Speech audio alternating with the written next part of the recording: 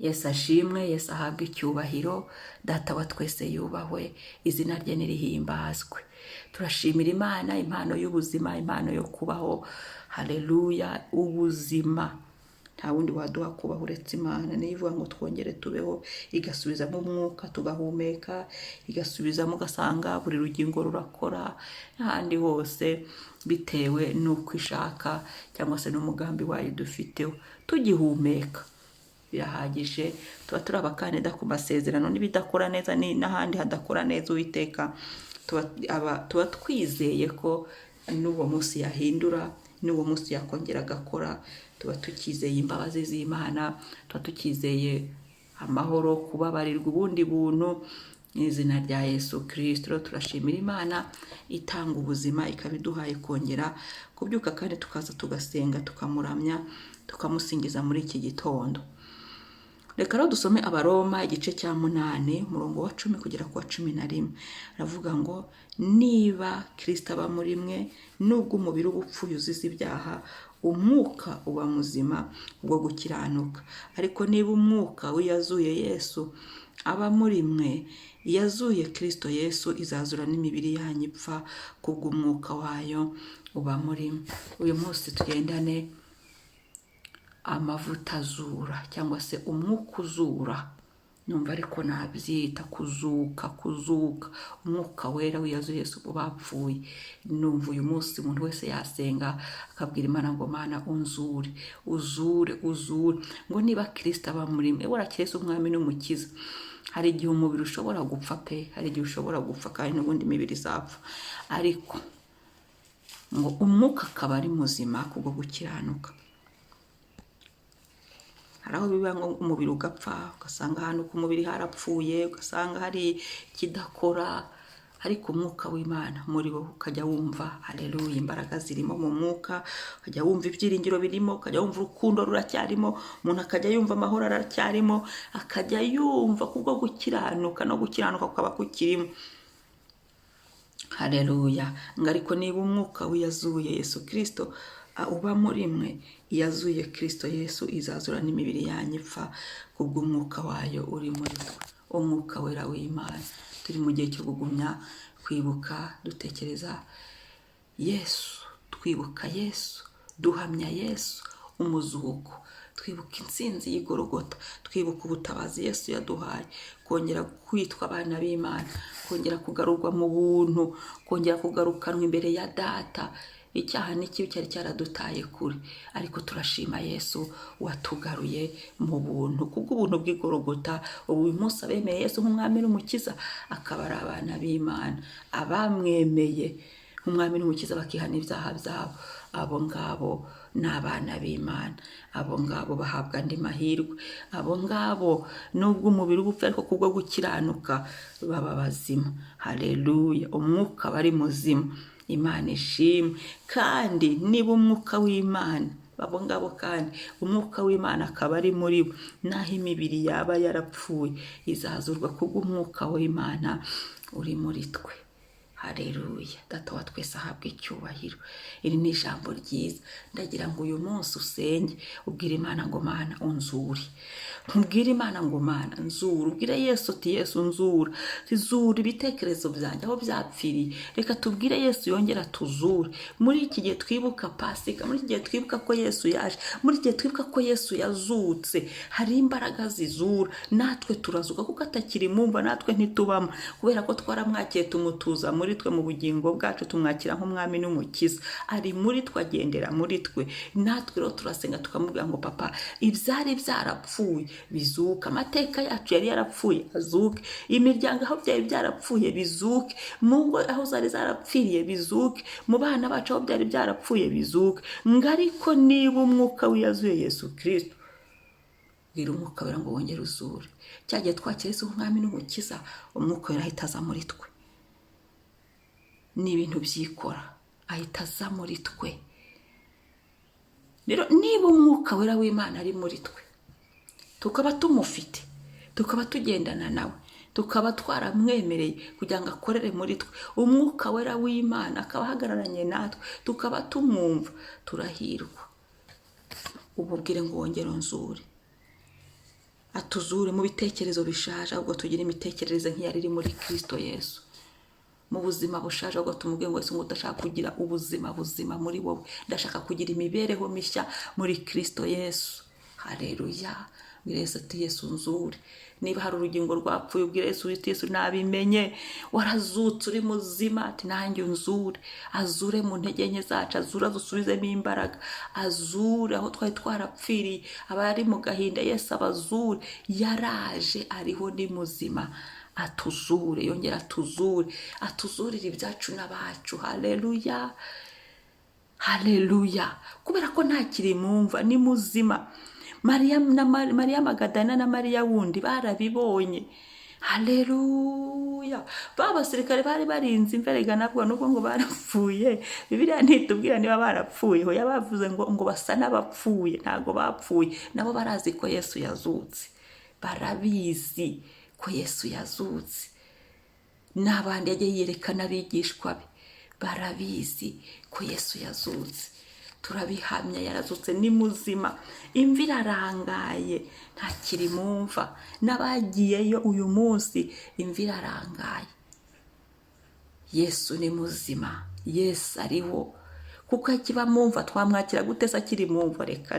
Ariko kuko ariho, ari muzima, niyo mpamvu tumwakira tukamutuza mu bugingo bwacu, mu buzima bwacu.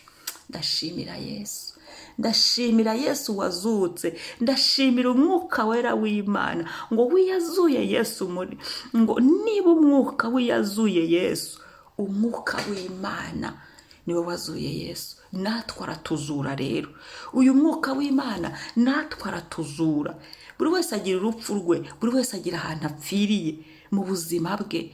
Ntago uko runaka apfuye ntago ariko n'undi apfa. Hari n'abapfurupfu rufatika, ariko turashimira Imana izura, Imana isubiza ubuzima, Imana yongera gushyiraho ibitariho bikabaho, Imana yongera kuvuga ngo baho tukabaho. Aho umuntu yarapfiriye akabaho, akagira ubuzima buzima. Nishimwe rikomeye. Reka uyu munsi tubwire mwuka wera w'Imana ngo nzura, zura muri, tubwire umwuka wera w'Imana ngo zura mu mibereho yanyu. Tubwire umwuka wera w'Imana ahantu hose, akantu kose wumva karapfuye, tubwire umwuka wera w'Imana ngo ngera utuzure. Wako umwuka wera w'Imana ari muri twe.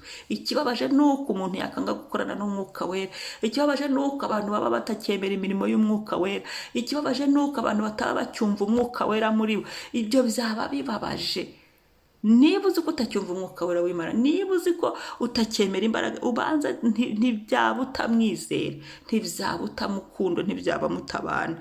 Umugarure mu buzima bwawe, wongere wemerere umwuka wera akorere muri wowe. Hanyuma nurangiza umubwire ngo nzura, atuzure. Ko hari igihe umuntu agenda urugendo rurerure, rimwe na rimwe akananirwa, ariko ubwire Yesu ngo ntuzure. Aho wari unaniriwe, ubwire Yesu ngo nzure. Ubwire Yesu ngo ndakwemereye. Ubwire umwuka wera w'Imana ati zura, tizura. Imibiri yacu izuke, umwuka wacu izuke. Aho yari ipfiriye, aho bari baratwiciye, bibaho rwose, bibaho. Ariko turashimira umwuka wera uzura, turashimira Yesu, turamushimira. Haleluya. Kubwo kongera kuzurwa, kubwo kongera kuzuka, dufashijwe n'umwuka wera w'Imana. Ngo niba Kristo aba muri mwe, ngo nubwo imibiri ngo umubiri uba upfuye uzize ibyaha, ngo umwuka uri muri twe ni muzima kubwo gukiranuka. Ndashimira Imana ko naho imibiri yacu ipfa, umwuka utagipfa, umwuka wacu ntupfa. Kubera iki? Kubera ko Yesu yarazutse, ni muzima, kandi umwuka kubwo gukiranuka uzakomeza ujye ku Mana. Niwe uzareba Imana, uyu mubiri uzasigara, uyu mubiri uzasubira mu gitaka. Ibyo tujye tubimenya, tubyumve, tumenye ko umwuka wacu ari uzakomeza ku Mana. Tumenye ko tugomba no gukiranuka, tugomba gukiranuka kugira ngo umwuka wacu uzabone Imana, ubugingo bwacu buzagere ku Mana. Data wa twese ahabwe icyubahiro, izina ry'Uwiteka rishimwe. Tugomba kumenya kandi ko tubaho mu buryo bubi, uburyo bw'ibifatika no mu buryo bw'umwuka. Ibyo bintu tugomba kubimenya, ukamenya ko ubuzima bwo mu isi y'umwuka bubaho, buriho, burireye. Hanyuma kandi n'ubuzima bwo mu isi y'ibifatika naho bwo buriho, buragaragara, burireye. Imana ririshimwe. turashima Imana ko naho imibiri yapfa, amaguru agapfa, amano agapfa, ibintu bigapfapfana, yewe ndetse bikajya n'aho bashyira umuntu mu isanduku, ariko turashimira Data wa twese ko umwuka wacu ukomeza kuri Data wa twese. Umwuka wacu uzabona Imana, umwuka wacu uzabana na Yesu. Ni umugisha ukomeye. Kandi nkongera nkanezezwa n'iki ngo niba umwuka wiyazuye Yesu Kristo uri muri twe, n'imibiri yacu irazuka. Nta hantu se imibiri izuka, irazuka. Nta hantu se indwara iba yiciye umuntu Data akamukiza akazuka. Nta hantu se umuntu ababona bidakunda byarapfapfanye ukabona Uwiteka arabizuye. Ni umwuka wera w'Imana ubikora. Usenga ubwira Imana ngo Mana unzure, utuzure ahantu hose twari dupfiriye. Uwiteka tuzure, kubera ko turi kugendera mu mbaraga z'umuzuko, kuko Yesu yarapfuye yarazutse, ni muzima. Haleluya, haleluya, haleluya. Twemerere umwuka wera w'Imana akorere muri twe. Twemerere umwuka wera w'Imana tuzure. Twemerere umwuka wera w'Imana ahagararane natwe, azure mu mwuka, kuko umwuka wakora hose, azure no mu buryo bw'umubiri. Haleluya, haleluya, haleluya, haleluya, haleluya. Ni ubuntu bukomeye, ni amashimwe. Uyu munsi ubwire Yesu ngo Yesu, ibyabo byari byarapfuye, ati Yesu zura, zura bya bindi, zura ijambo ry'Imana muri njye, zura ibyiringiro muri njye, zura amahoro. Byose tubwire Yesu abizure. Icyubahiro kibi cy'Imana. Papa ndagushimiye igitondo nk'iki, ni wubahwe, ni wubahwe, ni wubahwe, wowe utuzura. Umwuka wera w'Imana waduhaye utuzura. Turaseze ngo uyu munsi Mwami utuzure, uzure buri muntu wese uzumva iyi audio, utuzure Mwami uzumva iyi video, utuzure Yesu, utuzure buri muntu wese aho yarapfiriye Mwami, utuzure ibyari bitwishe Mwami ubidukize, kandi utuzure aho imibiri yari ipfiriye wongere uyizure. Mwuka wera w'Imana wowe usubiza ubuzima aho butari, wowe ukora bikagaragara, ukora mu isi y'umwuka ugakora ndetse cyane n'ibyo tutazi wowe ukabikora, kuko aho tutareba wowe urahareba. No mu mibiri yacu mu isi bifatika urakora Mwami, ukazura abari bapfuye, ukazura muri buri situation aho twari dupfiriye, ukazura muri buri service aho twari dupfiriye, ukazura muri buri domaine yose y'ubuzima. Utuzure Mwami, uzure buri muntu wese, uko buri muntu wese agenda akubwira aho yarapfiriye. Muri iki gihe twibuka ko wazutse Yesu, natwe tuzuke, tuzuke tugire ubuzima, tuzuke twemere imirimo y'umwuka wera, tuzuke duhamye imbaraga z'umwuka wera, tuzuke turirimbe iz'amazamuka, tuzuke turirimbe insinzi y'igorogota, tuzuke dusenge abari barapfiriye mu kudasenga, abari barapfiriye mu bunebwe, abari barapfiriye mu ndwara, abari barapfiriye mu butindi, abari barapfiriye mu byaha, abari barapfiriye mu bujiji, ahantu hose umuntu yarapfiriye muri domene z'ubuzima zitandukanye, muri domene z'umwuka zitandukanye. Uwiteka utuzure, umwuka wera utuzure, utuzure kuko Yesu ni muzima. Umwuka wiyazuye Yesu mu bapfuye uzure ubuzima bwacu, uzure imibereho yacu, uzure ibyiringiro byacu, uzure impano zacu, uzure muri twe Mwami impano zacu, utuzure, utuzure, udusukire andi mavuta, udusukire izindi mbaraga, utuzure, uduhagarike ku misozi yacu y'amasezerano, utuzure. Oh haleluya, uzure amaboko yacu, uzure imikorere yacu, uzure imyumvire yacu, imyifato, uzure ingeso nziza muri twe zari zarapfuye. Utuzure Mana, utuzure icyacu cyose cyapfuye gisubirane ubuzima, gisubirane kubaho, kubera ko Yesu yarazutse ni muzima. Urakoze Mana, ndagushimiye. Icyubahiro n'ikuzo n'ibibi byawe twagushimiye uyu munsi mwiza uduhaye, kandi ukaba uri bugenda utuzurira ibyacu, uko umuntu wese agenda asenga wumve gusenga kwabera none n'ibihe bidashira. Amen, amen. Shalom, shalom. Umunsi mwiza. Mwari kumwe na Mama Ebenezer. Wibuke usangize n'abandi iyi video.